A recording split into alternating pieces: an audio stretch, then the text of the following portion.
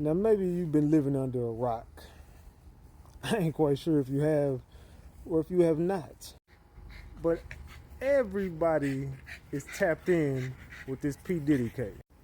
Now, we out here watching Jane Doe, watching old Jane, watching her testify, and we're checking out this testimony.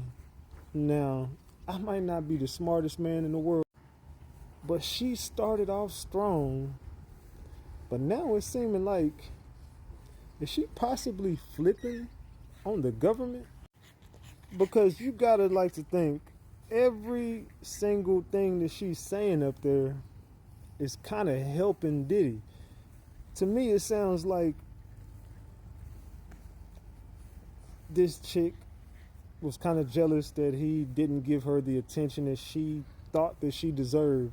Sounds like he met her in her promiscuous years, if you will, and kind of wanted to keep her in said place, but it sounded like she wanted more, still would like more, and never got more, and she got a lot of resentment. That's why he was like, I'll pay you for your resentment, so what do you charge me? Charge me for my resentment. What is it worth? And she offered a number. He's like, fuck that number, hell no. So they also got text messages that she was consenting to this behavior. She was consenting to these hotel nights. She wanted everything that she was getting, and she was getting everything that she wanted. He also was paying her rent. He also was keeping her to be, you know what I'm saying? She had a lavish lifestyle. She also was seeing other people. He also found out that she was sleeping with one of his colleagues. Sleeping with one of the colleagues? Now, yeah, Diddy is no saint. He is a creepy, weird dude, definitely. But where were the crimes committed in this? She was reaching out to escorts on her own. She was bringing the people in. She had full control over who she wanted to be with and when she was going to be with him. He wasn't violent towards her, wasn't threatening her. Sounds like he was just threatening the roof over her head, because, I mean, I don't know how many dudes in the room would pay $10,000 a month for any chick to live that ain't their wife or girl that they love. Anyway, that's neither here nor there. But he was basically telling her, look, I don't know what part of the game you think this is, but if you think that I'm fixing to still pay your rent and you not even answering my calls, you got another thing coming. You finna get hit with a rude awakening. I'm not paying for shit no more. So, I mean, if that's coercion or force, then hey, I guess you got a RICO. But I think the government is having a really, really hard time keeping up with their own case, because they kept asking her questions on stand, and everything she's answering is kind of helping Diddy. So I'm sitting here scratching my head like, this is this supposed to be a witness that's supposed to compel, like this is supposed to be the most compelling witness that you got outside of Cassie. This was supposed to be the setup for after Mia and Deontay get off that stand.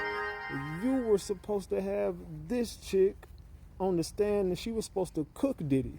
This was supposed to be the end for Diddy. But it's just not giving that. It's not giving that at all. It's giving, maybe she took that stand to maybe possibly help him get out of this damn RICO.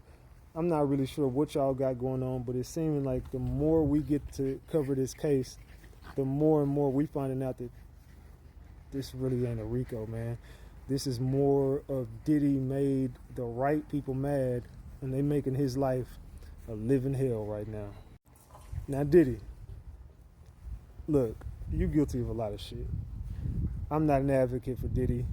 I'm just an advocate for justice, and I just want to see a fair trial, and I want to see everybody who takes a stand or everyone who goes through a trial process, that they get a fair trial and they get a fair shot at whether they're going to be spending their life behind bars or whether they're getting their freedom that they may or may not deserve, whatever.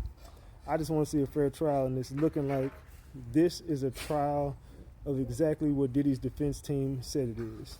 They said it was money, love, and jealousy. And that's exactly what we're witnessing. We're not seeing a racketeering RICO. We're seeing people who wanted money, people who wanted love, and people who were very jealous. and this is also toxic, and definitely this got domestic violence written all over it. Unfortunately, for some of these women, this ain't a domestic violence. This is not a domestic violence case. This is a RICO for racketeering.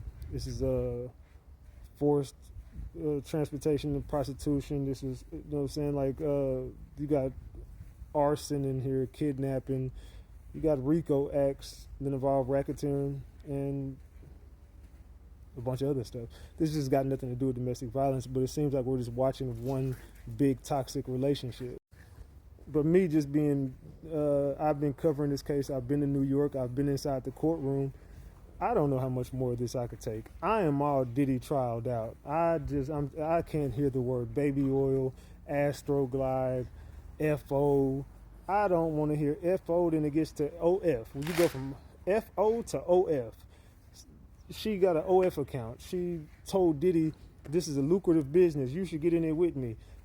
This is the man who forced you into a lifestyle. This is the man who ruined your life, and you still was with him until the very end of everything. You was there when the lawsuit came out. You was watching the videos with him. You were still at his crib. You were with his family members. This is the man that you're going up against right now. You just, what is this? Like, can somebody help me understand what is going on in the Diddy trial? This is embarrassing for the government. You got to think that this has got, y'all have, I thought that y'all had mountains on top of mountains of evidence, and everyone who is like on the government side just keeps saying, oh, wait, it's coming. Wait, it's coming. They're just building up. Well, it should be built by now. We're in day 19 of this trial. This is getting old. When are we going to tie the whole RICO up and just, okay, at a certain point, the government has to be ready to rest their case, right? At a certain point, the government has to rest their case. Now, when is that day coming? Because the defense is going to bring their own people in there, their own witnesses, and they're going to be ready to cook and fry the government. But the government said they're going to shorten their list out. When I was in court last time the court ended, they were talking amongst each other in the courtroom saying, okay, we're going to be resting our case here pretty soon. We're going to shorten up our witness list. And from my knowledge that I gained, this witness list is short because they can't get in contact with some of these key witnesses. Now, where these key witnesses disappeared off to, did they get paid? I don't know. I don't know if they got paid. I don't know if they coming back. I don't know where they are or where they gonna be. I just know that the witness list has gotten shorter. They're about to get ready to rest their case here in the next week or so. And it's Diddy's turn. And I am gonna go out on a limb and say, Diddy is taking a stand. I think he needs to take the stand at this point. I used to think it was a bad idea, but the more I listen to the government side, I don't really see a RICO, and I don't really think you got a case. So I think it's time for Diddy to take the stand and possibly cook the government himself and beat the feds. And if he can get up there on the stand, testify, and beat the feds and walk out of here a free man, the streets might get in trouble.